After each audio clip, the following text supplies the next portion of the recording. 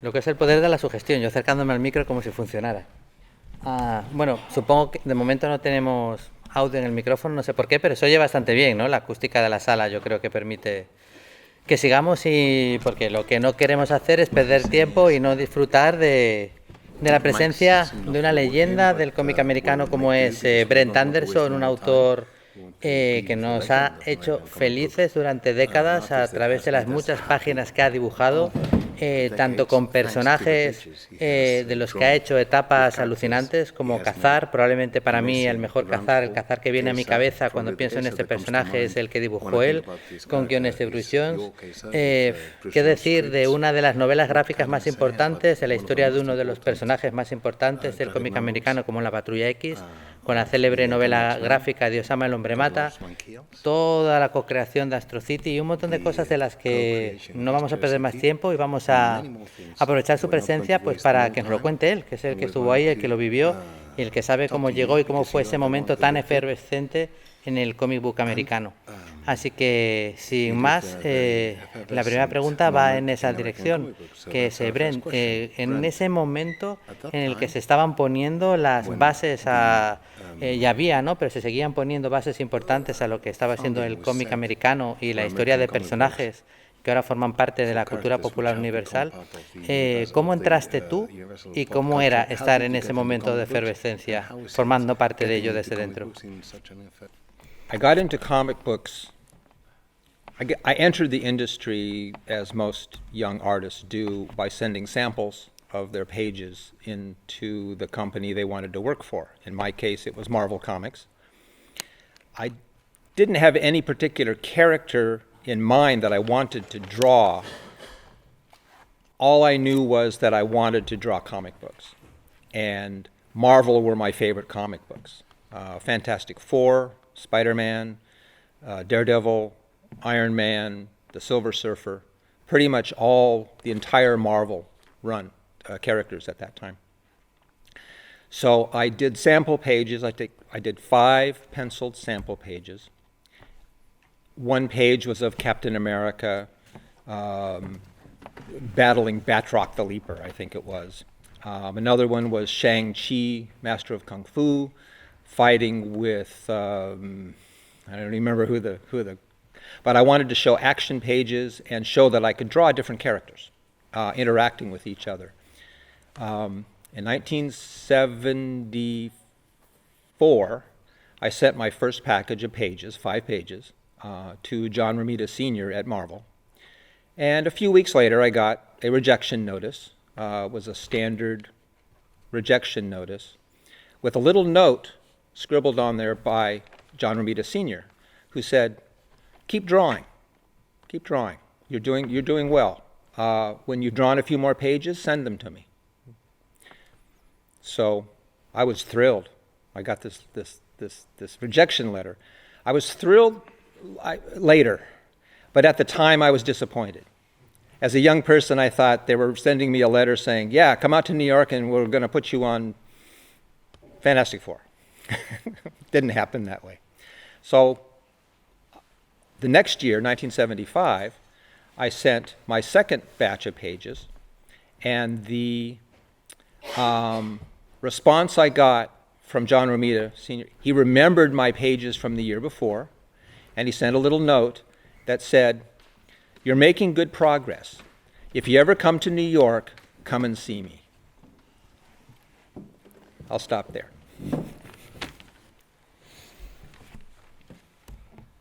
Pues lo cierto es que entré en la industria del cómic como la mayoría de los dibujantes jóvenes de aquella época, enviando páginas de muestra a las editoriales en las que queríamos trabajar. En mi caso, la editorial para la que quería trabajar era Marvel.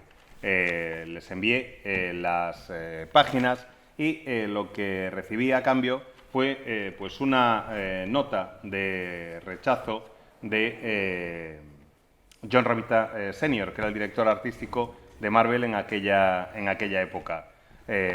Antes de enviar las páginas me daba un poco igual en qué personaje hacer o con qué serie trabajar. Yo lo que sabía es que quería dibujar cómics y en concreto que quería dibujar pues Los Cuatro Fantásticos, o Spider-Man, o Daredevil, o El Hombre de Hierro, o Estela Plateada, el que fuera. Lo que quería era dibujar para Marvel. Así que preparé páginas de muestra, como os digo, que envié y que rechazaron. Las páginas de muestra eran 5 páginas a lápiz. En una de ellas estaba el Capitán América peleándose con Batroc. En otra estaba Shang-Chi peleándose, ya ni me acuerdo muy bien con quién.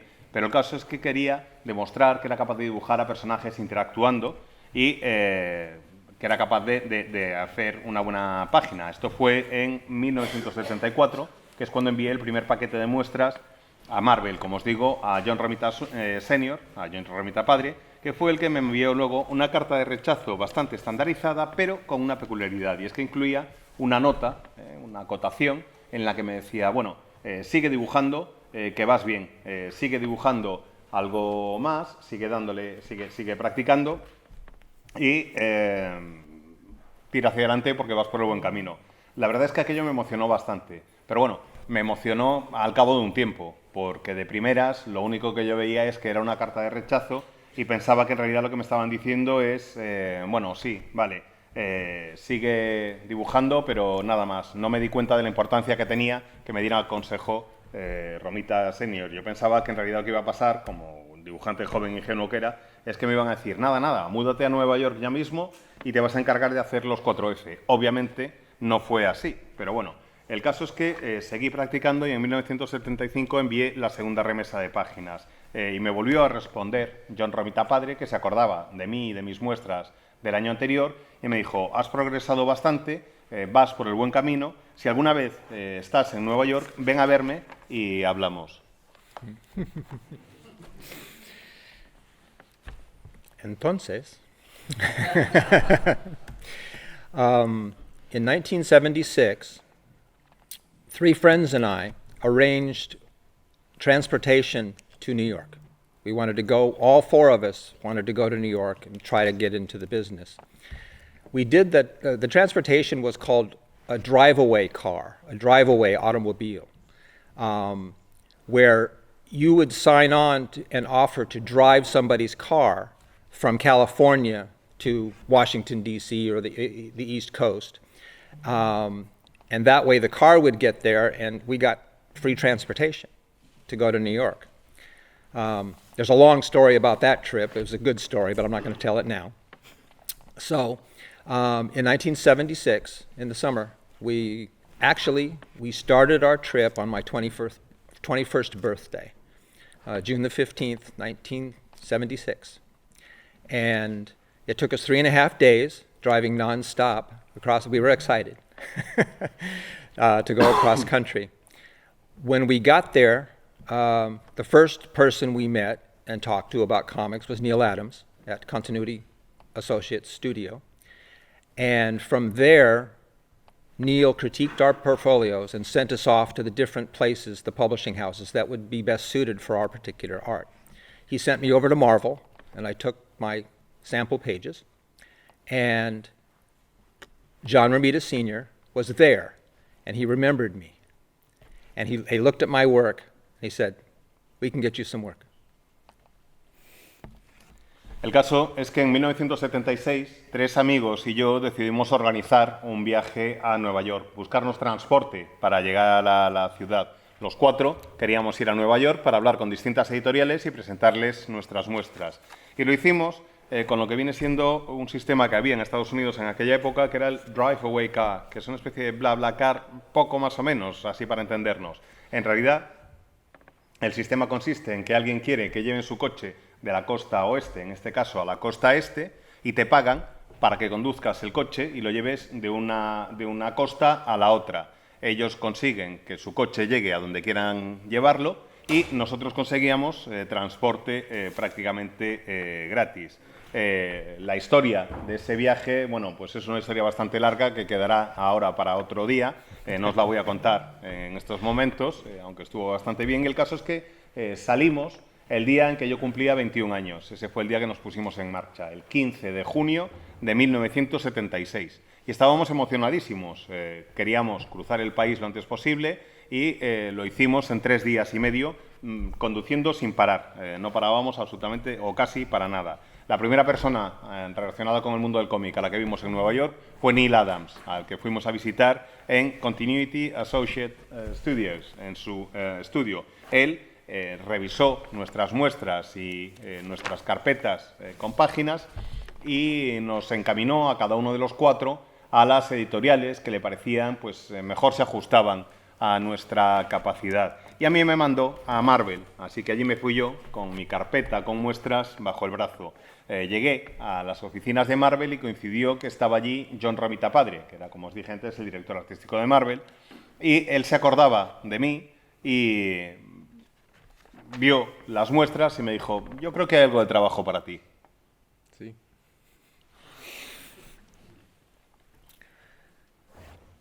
The first work I did for Marvel was for Doc Savage magazine and The Deadly Hands of Kung Fu, the 2 black and white Marvel magazines at the time. And the first comic story I did was a 5-page Angel story from the X-Men. Was intended as a backup story for, the comics were then 17 pages long as a cost-cutting measure.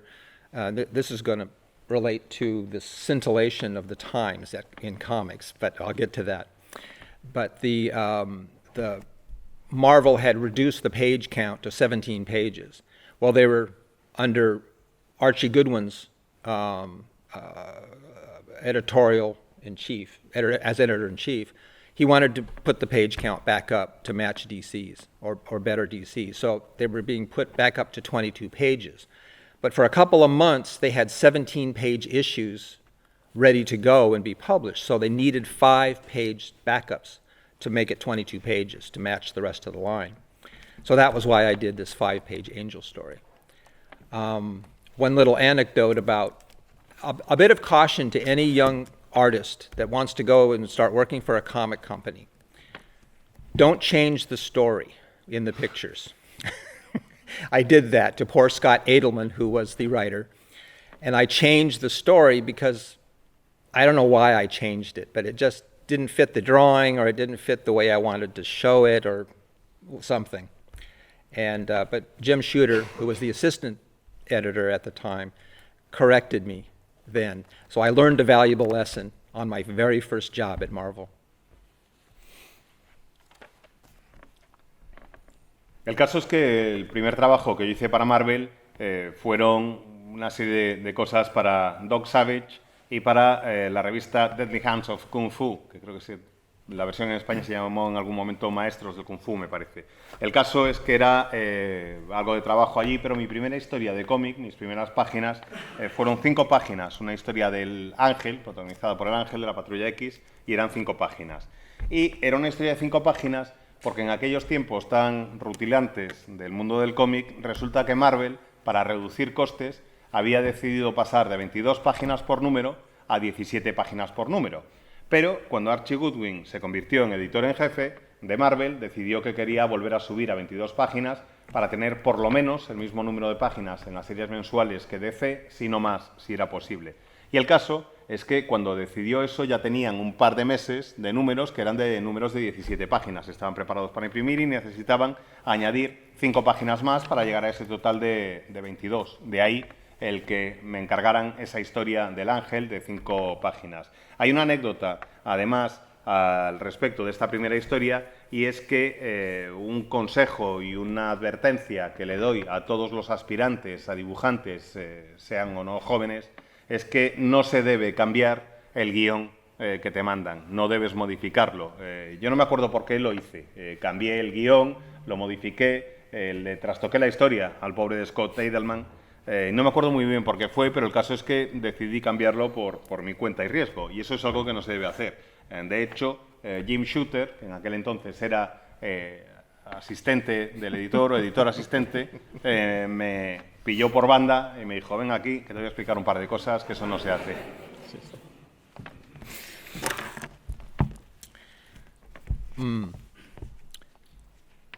One more comment about the Angel story before we go to the second part of your question.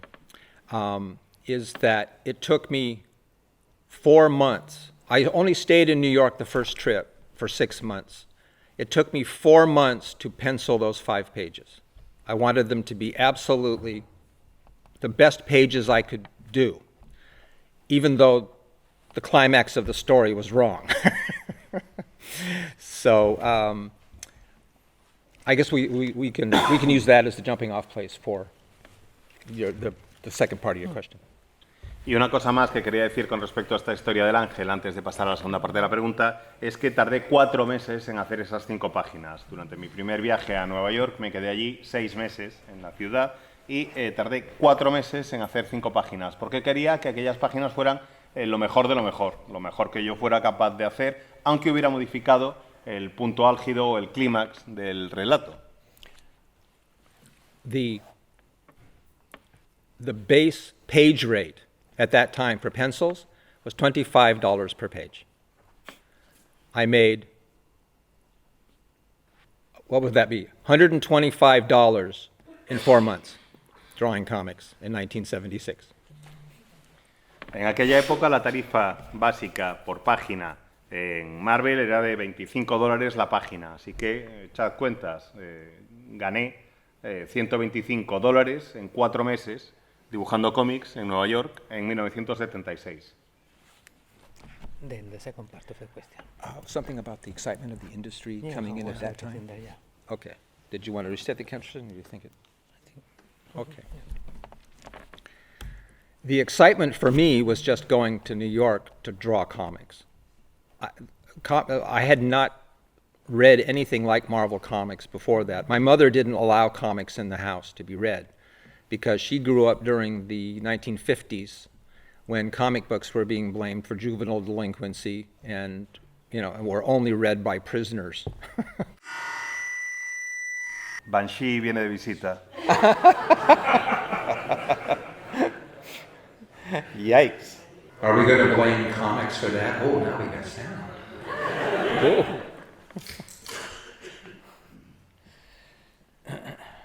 Bueno, pues lo emocionante para mí de esto, aprovecho mientras tanto, es que antes de ir a Nueva York, yo quería ir a Nueva York y estaba muy emocionado por entrar en esta industria porque quería ser dibujante de cómics y quería ser dibujante de Marvel, que era lo que había ido descubriendo con el tiempo. Cuando yo era niño, mi madre no dejaba que leyéramos cómics en casa porque ella creció en los años 50 y en los años 50 le echaban la culpa a los cómics de todos los males de la juventud, de la creación de delincuentes juveniles. Okay, where was I? Oh, how excited I was about getting into comics. At the time, before I went to New York to be in comics, I actually lived in the back of a comic book store in San Jose, California. And I had my studio back there. And I used to work for the comic book store in exchange for comic books. They paid me in comic books. And at the time, there was lots of talk about how comics were dying, that the sales were dropping, and that's why there were 17-page issues of Marvel for a while, and then and the page rates were very low. So it was not a good time to be going into the comics industry. I didn't care. I wanted to draw comics. So I guess that's... Okay. Yeah, it was exciting for me. The industry was probably dying, but I didn't care.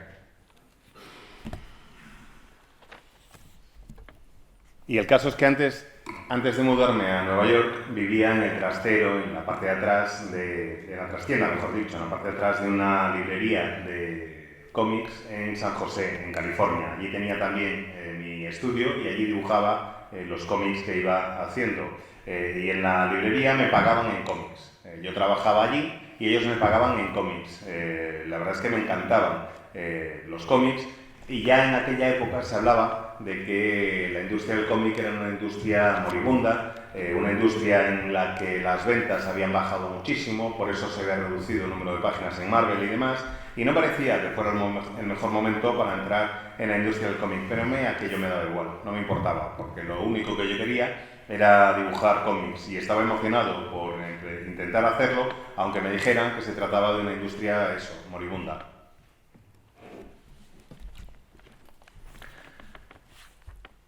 So there I was, New York, 1976. I had 2 spot illustrations and 1 5-page comic pencil job under my belt, which took me a long time to do. But I still wanted to draw comics. And Paul Gulacy had recently left Master of Kung Fu. I was a huge Bruce Lee fan. And I loved the fact that whoever was in charge allowed Paul Gulacy to cast Shang-Chi as Bruce Lee as Shang-Chi. So what did I do with my extra time when I wasn't taking 4 months to pencil 5 pages? I penciled and partially inked a 17-page, because the comics were 17 pages, a 17-page sample of Shang-Chi entering into a maze of death, where he confronted all kinds of death-defying obstacles, which he had to overcome. Kind of like the movie that Bruce Lee made, Game of Death, where he goes up through the pagoda. And at the end of this, I mean, there were robots with shooting blades at him, and he was going up against, all these different obstacles. He finally gets to the end to find out who set up this maze and who am I supposed to be fighting. And it's the figure in a chair turns around, and who is it? It's Dr. Doom. I spent most of the time I was there doing this sample, and I took it into Archie Goodwin, hoping that I could maybe get Master of Kung Fu. I'll stop there. Bueno, pues ahí estaba yo, 1976, en Nueva York, con 2 ilustraciones para 2 cómics distintos y 5 páginas de cómic, en las que había tardado un montón de tiempo en hacer, bajo el brazo. Eso era todo lo que tenía en mi experiencia como autor de cómic. Y resulta que a mí me encantaba el trabajo de Paul Gulacy en Masters of Kung Fu. Me parecía genial lo que estaba haciendo. A mí me encantaba, me gustaba muchísimo Bruce Lee y sus películas, y me parecía fantástico que quien quiera que fuera, que estuviera al mando, le hubiera permitido a Paul usar a Bruce Lee como socias de Shang-Chi, permitir que se pareciera. Así que, ¿a qué dediqué todo mi tiempo libre cuando no estaba ocupando haciendo aquellas 5 páginas de muestra? Pues básicamente a hacer otras 17 páginas a lápiz y tinta, en la que Shang-Chi se enfrentaba a un laberinto mortal lleno de obstáculos, un poco al estilo de lo que pasaba en Operación Dragón con Bruce Lee, cuando... No es Operación Dragón, gracias. Juego con la muerte, pues eso es lo que he dicho. En Juego con la muerte, cuando va pasando desafío tras desafío hasta llegar a la última fase. Bueno, pues en el caso de Shang-Chi, cuando llega al final del laberinto se encuentra con robots que lanzan rayos por los ojos, con todo tipo de obstáculos, y al final, llega al final de ese laberinto, hay una silla que está de espaldas al lector, y cuando se gira la silla vemos que el villano es el Doctor Muerte. Eso es lo que yo llevé a Archie Goodwin como muestras, con la esperanza de que me permitiera encargarme de la serie de Masters of Kung Fu. Entonces, Archie Goodwin was the most wonderful editor I ever had, because he was right at the beginning, and my experience with him set me up for the success I believe I had later. He looked through the pages twice. He didn't say a word. He just looked through the pages and went back to the beginning, looked through the pages. And he said, "You could do this book. You could do Master of Kung Fu, but I'm not going to give it to you." And I was, well, why? And he explained why. He said, because you're new. You have no experience meeting deadlines. And Master of Kung Fu is a book that comes out monthly. And even though you can draw it, you can't draw it in time. And you wouldn't be pleased with the results if you did. So, but I'm telling you, stick with it. Because one day you'll do your Master of Kung Fu or whatever it is you want to do. And I'm sorry if this is disappointing to you, but it's the honest truth. But you do have a chance in this industry. And at one time, at one moment, I felt depressed and defeated. On the other, I knew what Archie was saying was true, was verdad, because he was Archie, and he knew creative people. So I was elated that Archie had responded this way, but I was also depressed because I wasn't getting Master of Kung Fu.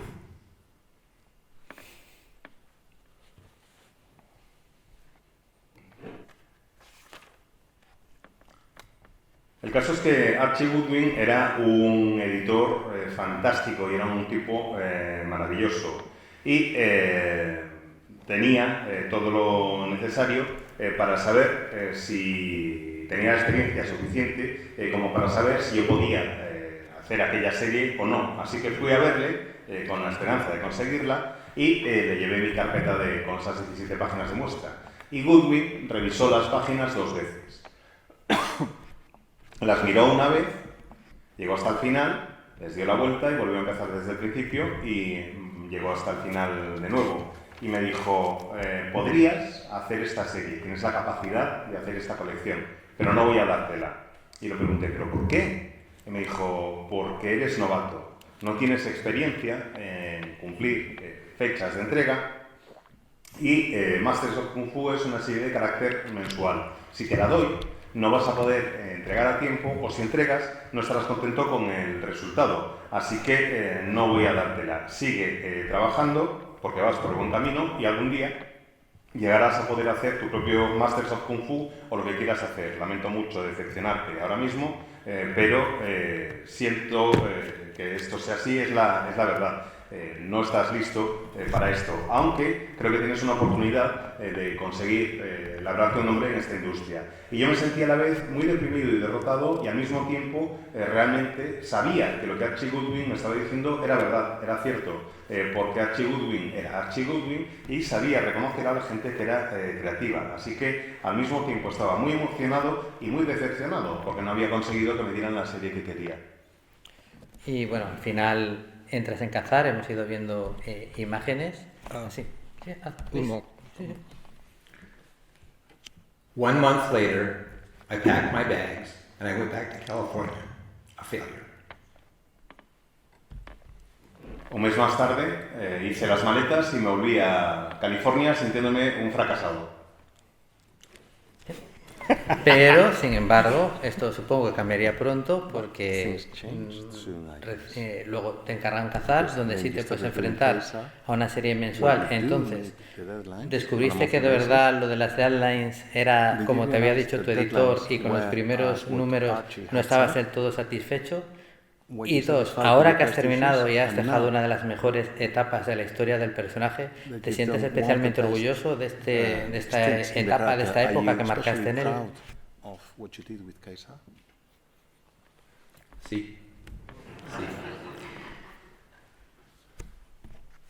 I spent 2 years in California drawing more comics for myself, samples. I was doing graphic arts just to get a job. I was doing anything related to art. I was feeding myself by working at a pizza parlor, but for 2 years I got better and faster. That's what I felt I had failed because I could not draw well enough or fast enough to make a living in comics, particularly at $25 a page. So I just had to get better and faster, which I did. In 1979, I went back to New York, and things happened immediately. I walked through the door, they remembered me, and I just started my career. My first 2 jobs, full-length jobs, 22-page stories, was Battlestar Galactica number 21, I think, and a Doctor Strange story as fill-in, just in case they were getting behind on deadline, the regular artist was getting behind. So I did those, and even before those comics were published, I got Kazar. And the simple story, the easiest story, is that Louise Jones Simonson, was an editor at Warren Publications. Well, Warren was doing badly. So she quit her job there and got a job as an editor at Marvel. Along with Wheezy was a friend of hers, a good friend of hers, Bruce Jones, who had been writing and drawing science fiction, fantasy, horror stories for Warren Publications and writing them. Well, she brought him over because he wasn't getting work from Warren either. Originally, Kazar was supposed to be drawn by John Buscema, or laid out like he was laying out comics at that time, and written by Doug Minch. For the simple reason that Marvel hadn't published a Kazar comic in a long time, and they needed to protect the trademark by having it on the newsstand under the title Kazar. So basically, John Buscema couldn't draw it because he was already drawing 4 or 5 books a month. And Doug Minch, for him, it was just a job to reinstate the trademark for Kazar. He didn't really care about Kazar at all. So Louise Simonson, bless her little heart, mentioned to Shooter, said, why don't we put Bruce Jones on it? He writes good Edgar Rice Burroughs kind of stuff. That's his stuff. He loves Edgar Rice Burroughs and dinosaurs and jungles and all that stuff. And pretty girls. And if anybody's seen Bruce Jones's drawings of pretty girls, he's damn good. So, and then she saw the pages that I had been doing on the Battlestar Galactica and the Doctor Strange, and she said, I wonder if Brent Anderson, this new guy, would be interested in drawing muscle-bound Tarzan-like characters and saber-toothed cats and dinosaurs and sexy girls. So, long story short, they asked me, and I said, I don't know.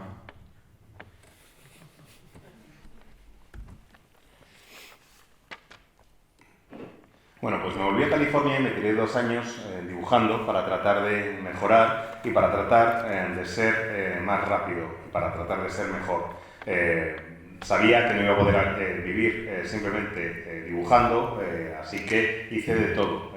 Dibujando cómic, quiero decir, así que hice de todo. Hice dibujos, hice ilustraciones, hice cosas de diseño gráfico y demás. Para comer, vivía y trabajaba en una pizzería.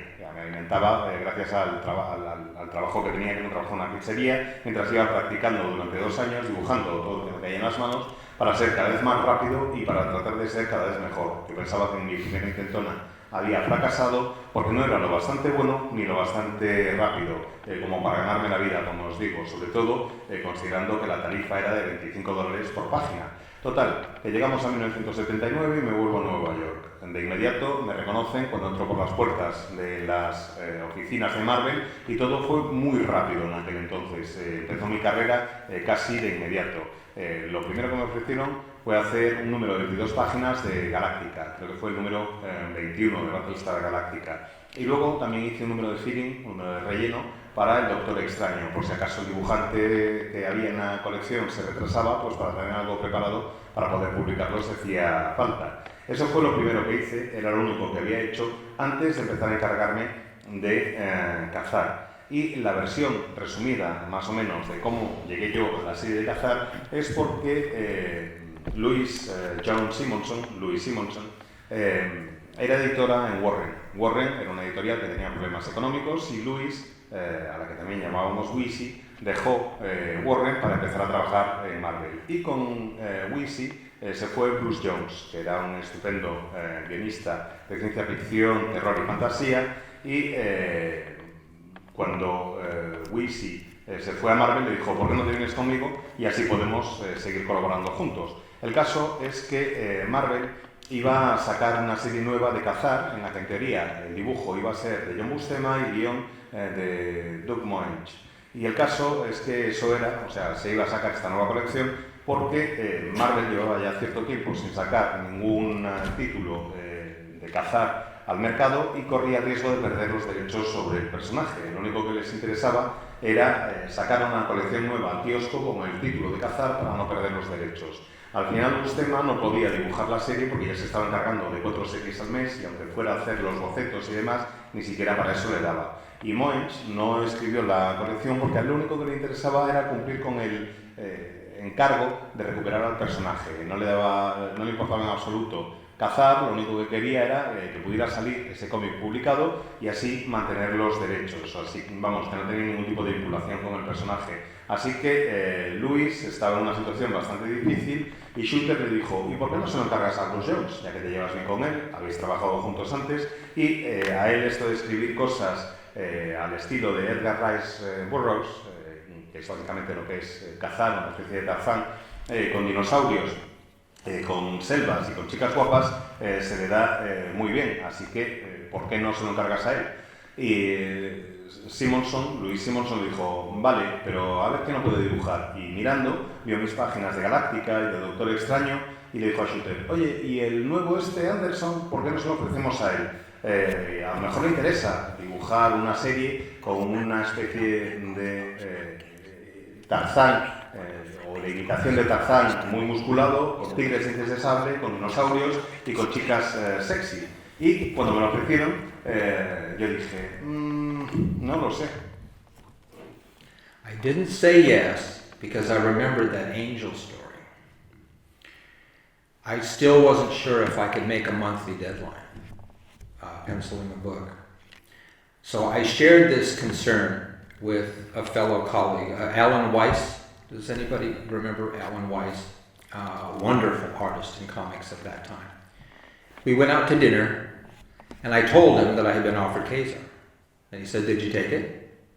I said, I haven't decided if I'm going to take it. And he said, what are you, nuts? They're handing you a monthly book. And I said, yeah, but I don't know if I can do it. He said, they'll give you some advance time to meet their schedule so you can get caught, you can do it. And at the time, Jim Shooter was giving a $500 bonus to any creative team that could get a book out on time, 6 consecutive issues. And so Alan Weiss said, look, you have nothing to lose. You get to draw a flesh hero, meaning one without no superpowers, just like Tarzan, Batman, the Phantom. You get to draw dinosaurs. You like to draw dinosaurs? Well, yeah, I love dinosaurs. I said, how about like a saber-toothed cat, right? Drawing cats. Do you like to draw cats? I said, yeah, I love it. Okay. Do you like to draw pretty girls? Oh, yeah, I like to draw pretty girls. So what is there to lose if you commit yourself starting now to getting 6 issues done in 6 months? If you don't like it, take the $500 and go do something else. Well, what do you got to lose? And I had to agree with him. I didn't have anything to lose. So I went back the next day and I took the job. Total, que no les dije que sí de inmediato porque todavía me acordaba de lo que había pasado con aquella historia de 5 páginas de Ángel y no estaba seguro de si podía encargarme de una colección mensual. Y el caso es que me fui a comer con Alan Weiss, que no sé si os acordáis de él, pero era un fantástico dibujante de cómic, y le dije, oye Alan, mira, que me han ofrecido la serie de cazar. Y él me dijo, ¿la aceptaste? ¿La vas a aceptar? Y le dije, no lo sé. Y él me contestó, pero tú estás loco, ¿por qué? Te están ofreciendo una colección mensual y dices que no eres, que te estás pensando en aceptarla. Y le dije, es que no estoy seguro si voy a poder respetar las fechas de entrega. En aquella época, Jim Shooter ofrecía un incentivo a los equipos creativos que fueran capaces de sacar 6 números en 6 meses. Era un incentivo de $500. Y Weiss me dijo, mira, no tienes nada que perder. En primer lugar, te vas a encargar de un personaje de carne y hueso, por así decirlo, un tipo de a pie, alguien que no tiene superpoderes, un protagonista, un héroe al estilo de Tarzán, de Batman o de Phantom, gente sin superpoderes. Luego, ¿te gusta dibujar dinosaurios? Y dije, sí. ¿Y dientes de sable? ¿Te gusta dibujar dientes de sable? Dije, sí, sí, me gusta dibujar felinos y gatos de todo tipo. ¿Y te gusta dibujar chicas guapas? Dije, sí, eso me gusta mucho. Pues entonces, ¿qué tienes que perder? Tú te comprometes ahora a hacer 6 números en 6 meses, si te sale todo bien, te llevas los 500 pavos, y si no te gusta, pues otra cosa mariposa, cambias de colección y ya está. Así que al día siguiente, después de esa cena, me fui a las oficinas de Marvel y les dije que sí, que aceptaba el encargo. Vamos a hablar un poquito de uno de los cómics de los que más se ha hablado, uno de los mejores cómics americanos de la historia, considero, como es Osama el Hombre Mata. Hace un año y un mes y medio más o menos estuvo aquí Chris Claremont en este mismo escenario y bueno, llegamos a la conclusión de varias cosas, pero una de ellas, y me gustaría saber la opinión de Brent, es que cuando él escribió esta obra en la que un fanático persigue a los mutantes como un signo de intolerancia, de racismo, y era un momento en el que había unos movimientos sociales que hacían que esa obra fuera necesaria, ¿no? Y decía Chris Claremont que tristemente tenía la sensación que si leías ahora esta novela gráfica seguía siendo igual de necesaria, que es algo que a él nunca le hubiera gustado que pasara. Me gustaría saber qué opina Brent Anderson de este comentario, y segundo, si cuando él estaba haciendo esta obra estaba siendo consciente de que era una obra tan importante y tan diferente a tantas otras. Yes. To the first question, absolutely. When Chris brought the book to me and offered it to me, that's what he told me. He said, I think this is an issue that we can use the X-Men as a vehicle for exposing the way that racism and prejudice works in our non-superpowered, non-superhuman arena. And the other side of that question was, even if you have superpowers, can you do anything about it? And we talked long and hard about Magneto, who has incredible power. And even Magneto couldn't change people's minds. And that was the first time I'd always thought of Magneto as a villain, you know, from the old X-Men. He was a villain. His motivations were never very clear in the old days. He was a very simple villain. He just used magnetic powers to do evil, you know, whatever, and the X-Men had to try and stop him. But Chris Claremont, in this story, turned that on its head and said, what if Magneto chose to use his powers for what he thought was good? And what he thought was good was to allow for the natural order of the universe that Homo superior was indeed superior to Homo sapiens, and that the superior race should run the world in a peaceful way. Because he could use his magnetic powers for destruction or for peaceful uses. But he couldn't use it on everybody in the whole world, on billions and billions of people all at the same time. So he couldn't do anything about that. But with the X-Men's help, maybe Homo Superior could take over the world peacefully, benignly, and rule with a velvet glove. Found out that doesn't work that way. But that was the initial idea. Yeah. Is there a second part of the question? En cuanto a la primera pregunta, sí, desde luego. Me parece que es... The second part of the question. Do you want to do that? Yeah. If you know, at that moment, that is going to be such a Oh, right. Okay. Did I know at the time that the X-Men graphic novel was something special? Yes, but there's no way I could have predicted that the book would still be selling. I mean, really selling 40 years later. That's sad to me, because the issues that we were trying to address in 1982 are still here. And they're even worse now. It's more of a global thing than a local thing that it used to be, with the X-Men being in New York and all that. It's sad on the one hand, but it's encouraging because the question, people are still interested in reading that story and wanting to find an answer to the issues that were brought up in the story. And I'm very glad because it's helped make my living for 45 years. So, yeah, that's the answer to the second question.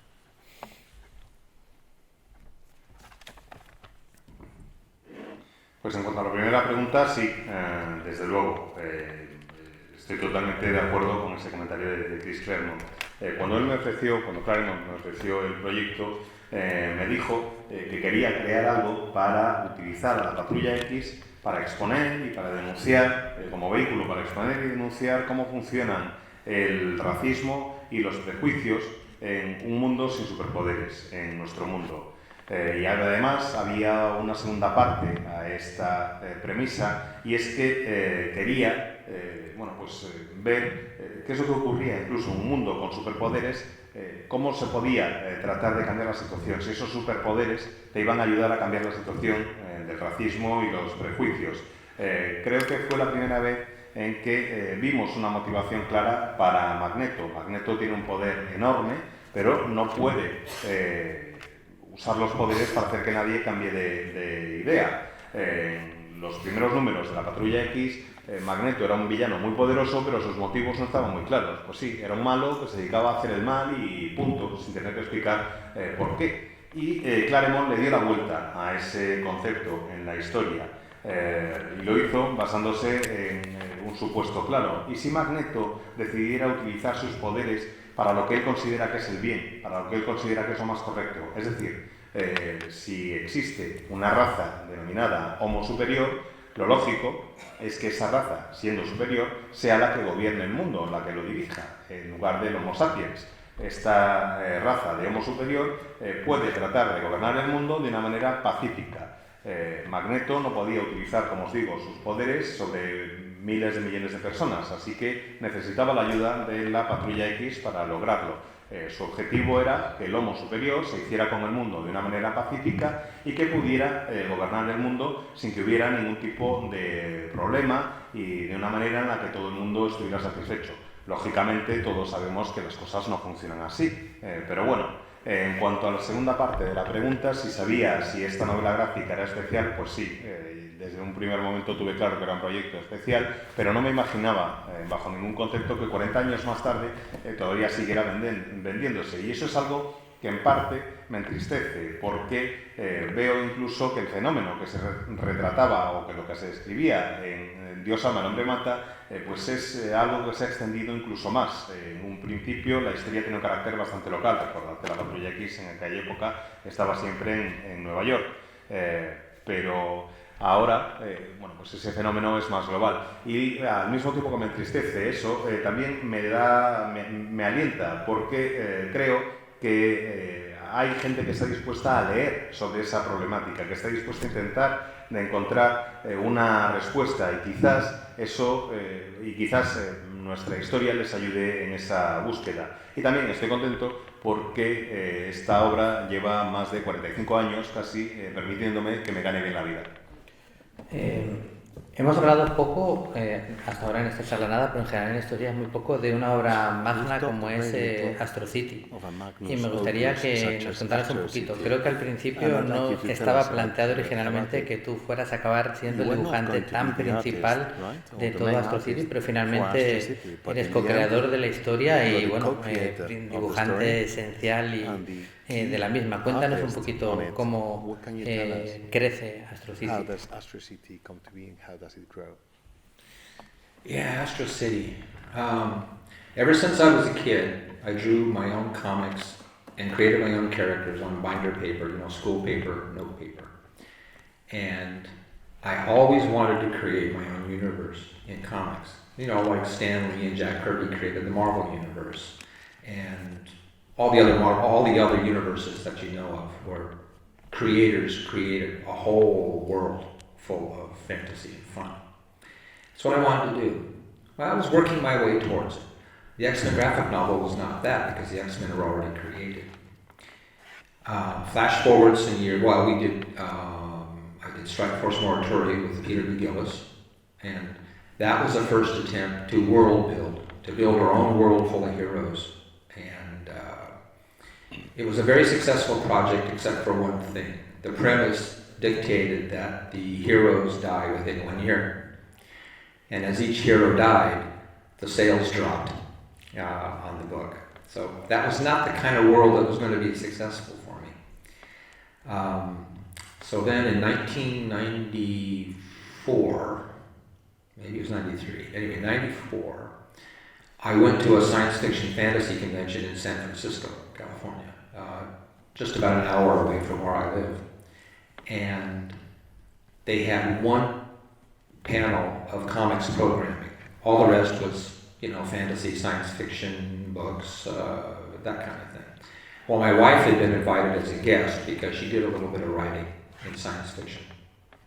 She was on a panel.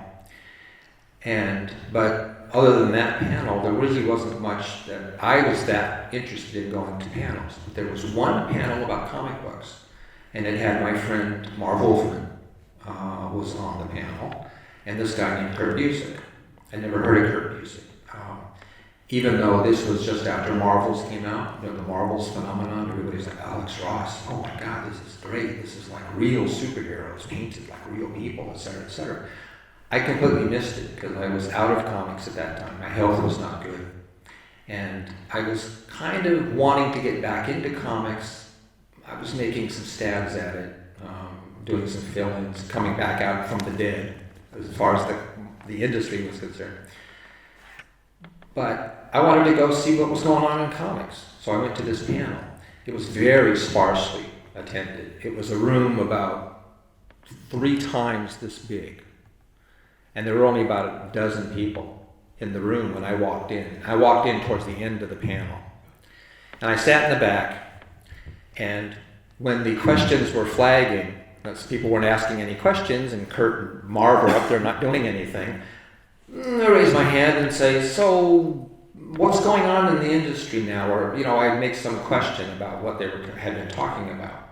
And they'd answer the question for the audience, and be a little silence, and then I'd think of another question. And I would, well, in my experience, it's like this. Is it still like that? I was trying to get myself back in. And at some point, Kurt Busiek leaned over to Marv Wolfman and said, Marv, who's that guy in the back of the room that thinks he knows something about comic books? And Marv goes, well, that's Brent Anderson. Haven't you met him? He goes, Brent Anderson? Oh, that's why he thinks he knows something about comic books. Can you please introduce me to him? Because I have a project in mind that I think he'd be perfect for.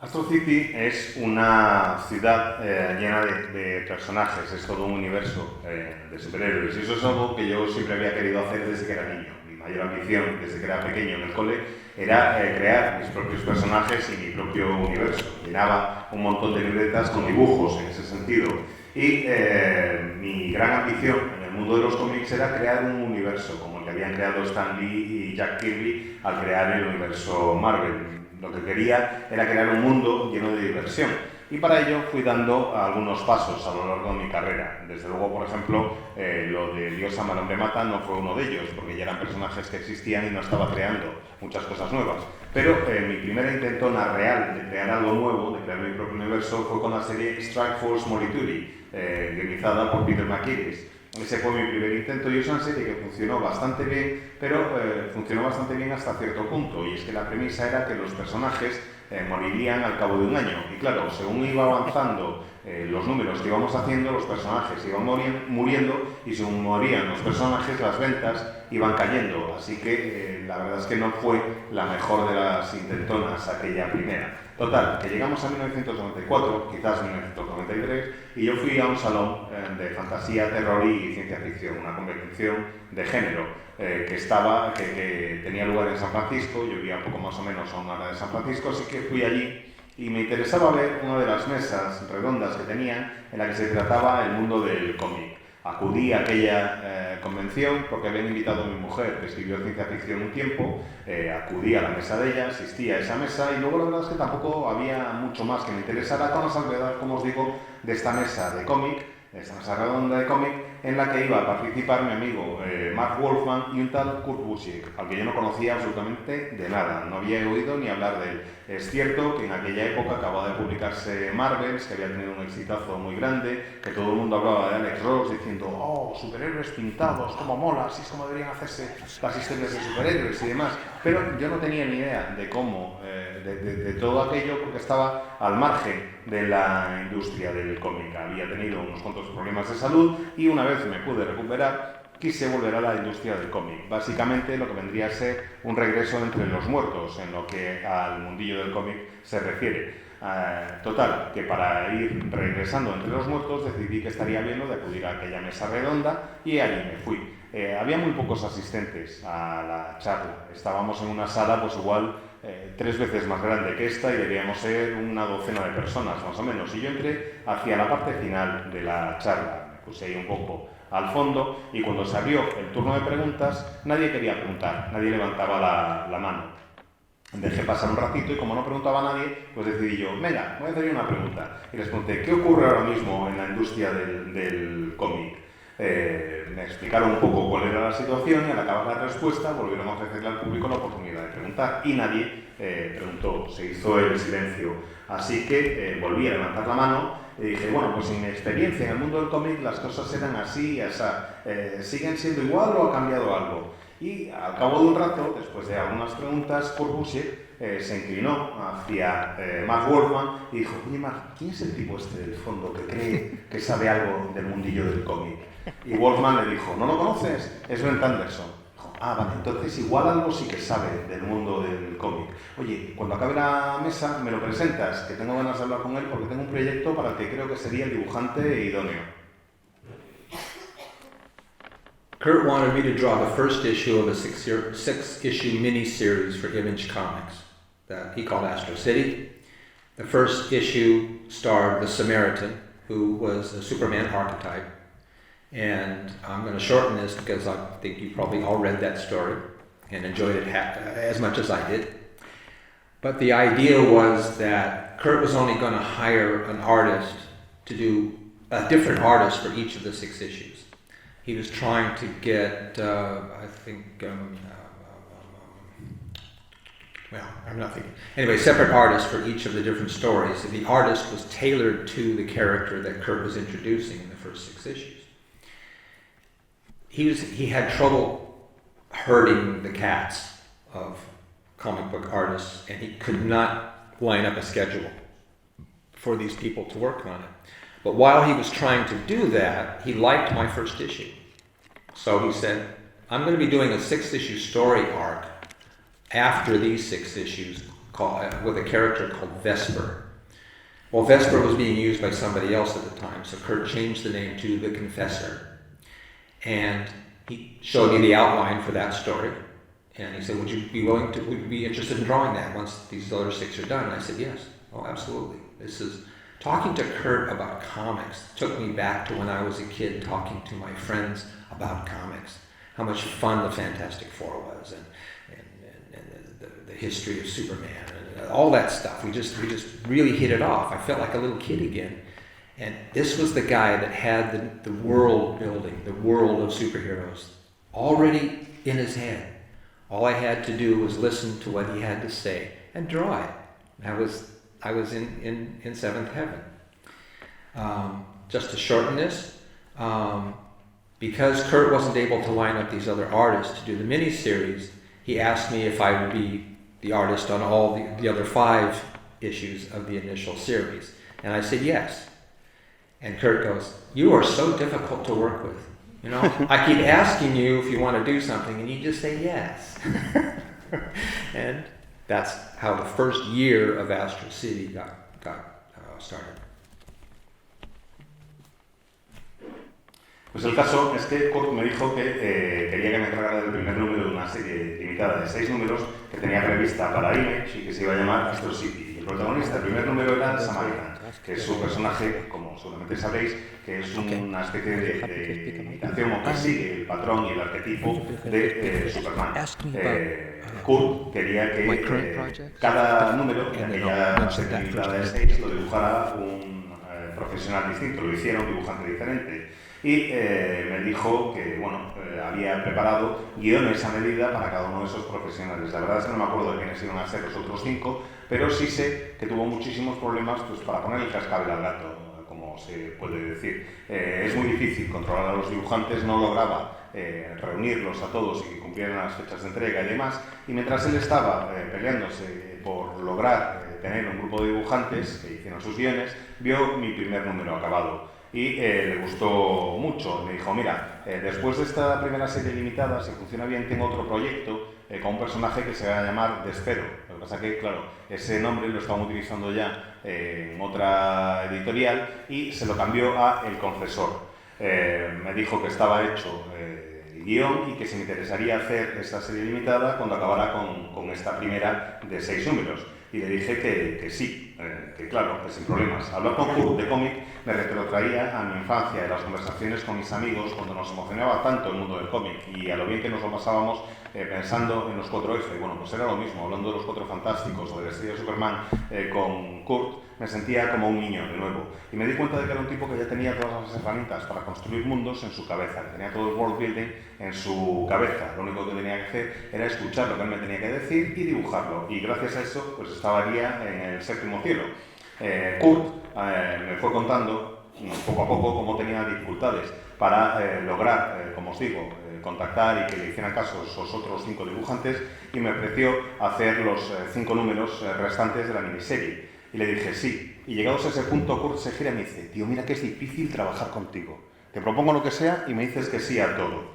Así que así es como surgió el primer año de trabajo en Astro City. Y bueno, hemos hecho una pequeña pincelada a algunas de las obras más importantes de su carrera, pero como suele decirse, lo mejor está por llegar y lo que más nos gusta de Bren es que sigue manteniendo ese entusiasmo por la profesión, por contarnos historias y que hemos descubierto que tiene proyectos en marcha muy interesantes de los que quiero que nos hable, incluso de algunos luego más tarde seguro que os puedo enseñar que ha tenido algunas imágenes para que veáis, porque la verdad que tiene una pinta alucinante y nos gustaría que nos lo presentara un poquito. ¿Qué es lo próximo? ¿En qué estás trabajando ahora? Gladly, thank you. As I said when I first started in the business, or as a fan, I wanted to create a world of superheroes. And I co-created a series called Force 5. It was the beginning, but it was called Force 5 back in 1975. I've never lost my interest and desire to develop this property. And now, after almost 30 years of success with Astro City, building a world, I'm going to be moving forward and creating my own world, not in collaboration with Kurt, which was wonderful, or with Chris, which was wonderful for the X-Men, but something that I've been wanting to do since I was about 18 years old. And that's called Force 5. And the elevator pitch for Force 5 is Superman meets Childhood's End, which is an Arthur C. Clarke story about the visitation of an alien race that wants to help the Earth, but they look like the devil. And they can't reveal themselves because they look like the devil. But anyway, Superman meets Childhood's End, meets the Fantastic Four and Galactus. And the opportunity to create this world, I'm very excited about.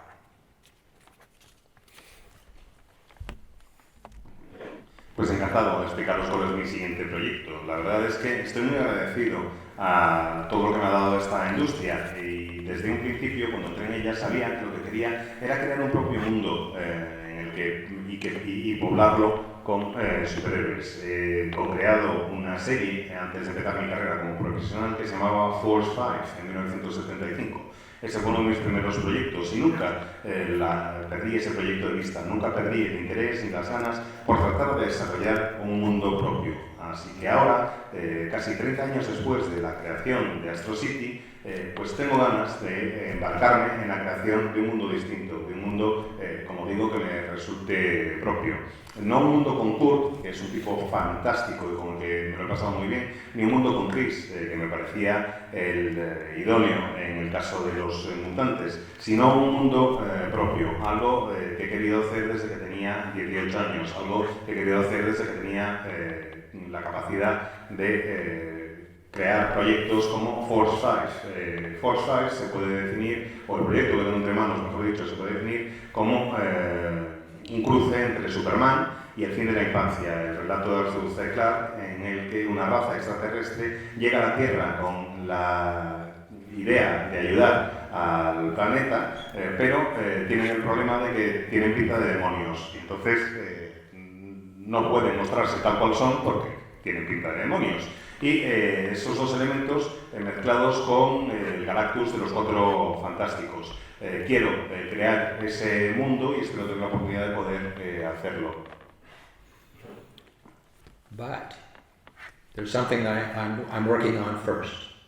As I said, my wife is a writer. She didn't read comic books when I met her, although she was reading hundreds of books a year. She would read more than one book a day.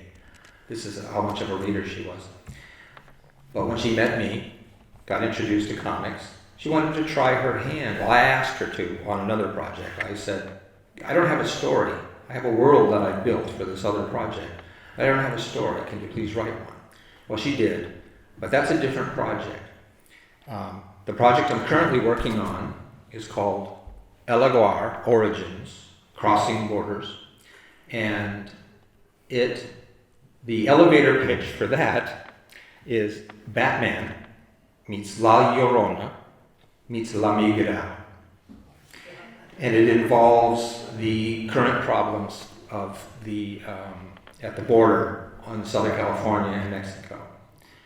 And I won't tell you what the story is about, but it is an absolute wonderful story about saving 3 kids from starvation and taking them across the border to their parents.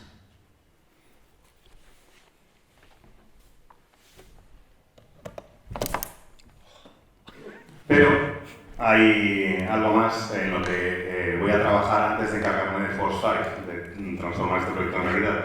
Y es que mi mujer, como os he dicho, escribe. Y además de escribir, es una extraordinaria lectora. Cuando yo la conocí, se leía más de 100 libros al año. En ocasiones se leía más de un libro al día. Eso es para que os hagáis una idea de que cuando digo que es muy lectora, que realmente es muy lectora. Y en un momento determinado decidió que a lo mejor podía intentar escribir un guion de cómic. Bueno, de hecho lo decidió porque se lo pedí yo.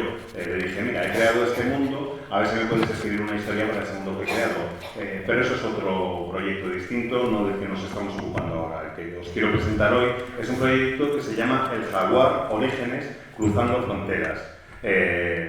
La propuesta o la definición así breve y corta de lo que es el proyecto es que sería como si Batman, un cruce, mejor dicho, entre Batman, La Llorona y La Migra, en el que reflejamos los problemas que se viven hoy en día en la frontera entre el sur de California y México. No quiero desvelaros mucho de qué va la historia, simplemente deciros que se trata de salvar a 3 niños y llevarlos a través de la frontera para que puedan reunirse con sus padres.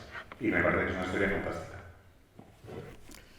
Y bueno, ya hemos llegado prácticamente al final. Hemos hecho un repaso, evidentemente no puede ser de otra manera, con la pluma. A mí me encanta ver que sigues entusiasmado con el mundo del cómic, con contar historias, con encontrar otras temáticas, con presentarnos estos 2 proyectos que nos has dicho. Pero ya con las décadas de trabajo que tienes detrás, cuando uno ve una página tuya nueva, incluso estos proyectos, y luego la gente los puede ojear, se sigue viendo la misma pasión, se sigue viendo el mismo nivel de detalle, el mismo nivel de esfuerzo.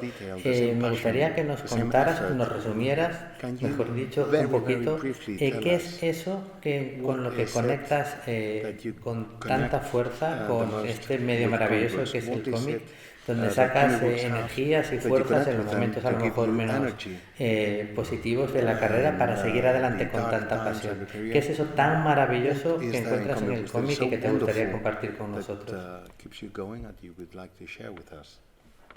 Very briefly. Yes, very briefly. Not so much, 3-4 minutes, 5 3 or 4. maybe. Ooh, that's a long time. Well, I'll just start off by saying that there's a quote, and I'm not sure who the quote is. Maybe somebody can remind me of it. But some people look around at the world as it is and ask why. I choose to look at the world as it could be and ask, why not? That's why I do comics. I create worlds in comics that I want to see the world be. Not full of superheroes that are going to swoop down and save you, but heroes that tell you that you can save yourself. Just communicate that. Creativity is the most wonderful gift that humans have been given on this earth. They create everything. And sometimes it's not so good, but mostly creations are forward-moving and progressive, and they unite people together. So if I can unite people behind ideas and stories and personajes, that's my job. That's what I feel my job is. And you can call me a fantasist, you can call me that I don't have realistic thinking, that, the world is the way it is, so, why? Why do you do what you do? No, it's the wrong question. Why not? Why can't we change it? Make it better. If I can change it in a comic book with lines on paper, maybe people can start changing that in their lives and not have to publish it. They can just live it.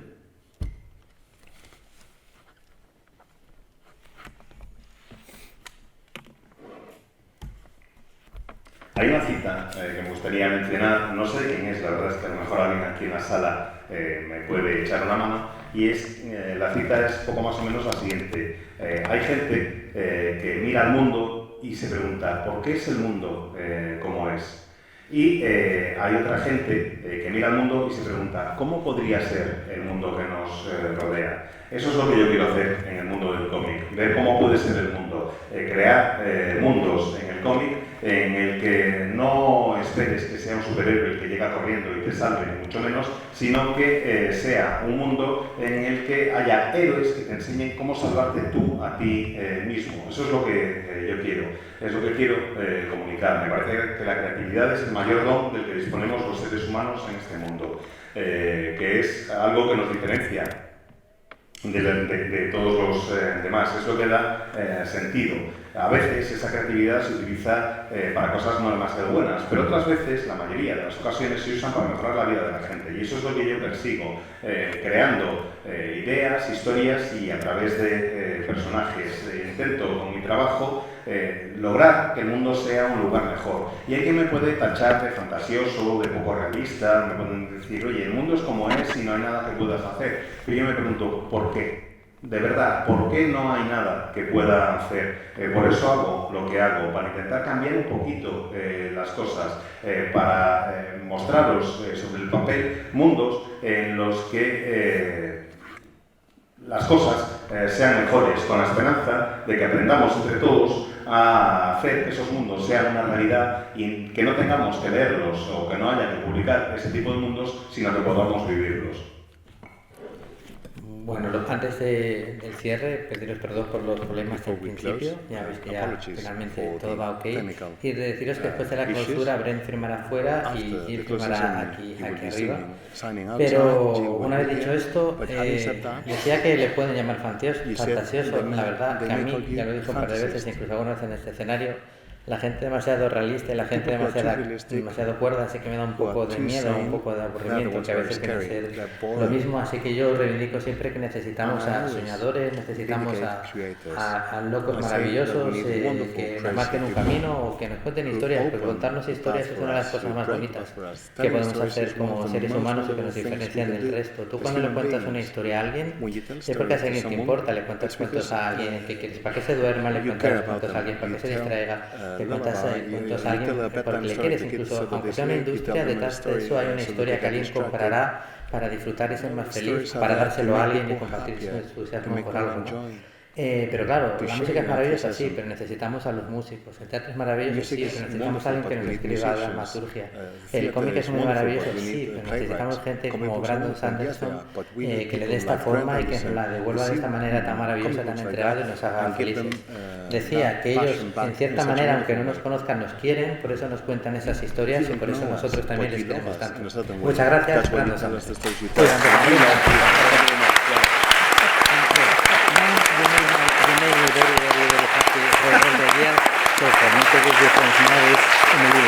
Okay, thank you. So, no responde? Yeah, that's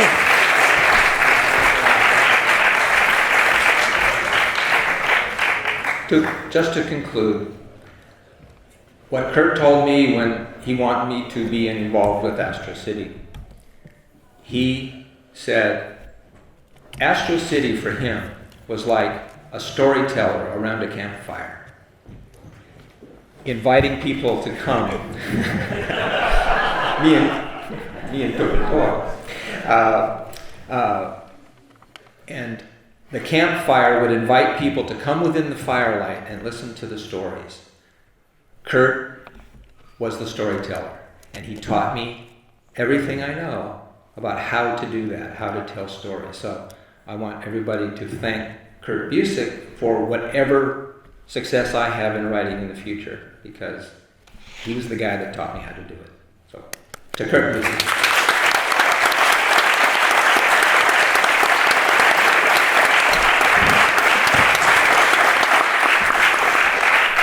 En la antigüedad, cuando nos reuníamos en torno a un fuego, a una hoguera, siempre había un narrador que era el que contaba las historias para que todos nos sentáramos al calor de la hoguera y escucháramos lo que nos tenían que contar. Bueno, Kurt es ese narrador, es el que me enseñó cómo contar una historia y cómo estructurarla y organizarla. Así que quisiera que recordáramos a Kurt Busiek y que le agradezcáis el posible futuro éxito que yo tenga con mis guiones y las historias que cuente, porque todo lo que sé de escribir guiones me lo enseñó él. Así que este aplauso que ya le habéis dado pues, vaya para Kurt Busiek.